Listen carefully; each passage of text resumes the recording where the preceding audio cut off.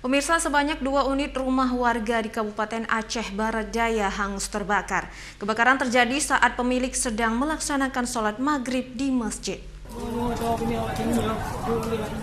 Api dengan cepat melahap 2 unit rumah warga di Desa Ladang Nebuk, Kecamatan Jempa, Kabupaten Aceh Barat Daya.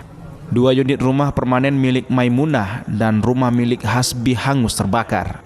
Walau tidak memakan korban, kebakaran yang terjadi pada Minggu malam diketahui saat pemilik rumah sedang melaksanakan salat maghrib di masjid yang tak jauh dari rumah korban.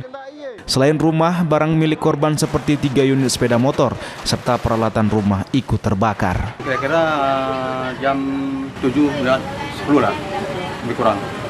Karena sudah salat maghrib, salam, mau angkat doa, tahu rumah sudah terbakar. Orang punya rumah kondisi semua. Rumah dalam kondisi kosong, Pak? Dalam kondisi kosong. Karena ada 1 orang yang rumah Mbak Hasbi Johan, ada anaknya. Untuk memadamkan api, tim BPBK Aceh Barat Daya mengerahkan 3 unit mobil pemadam kebakaran. Upaya memadamkan api tersebut juga dibantu TNI Polri juga masyarakat setempat. Sementara korban pemilik rumah mengungsi ke rumah saudara mereka masing-masing.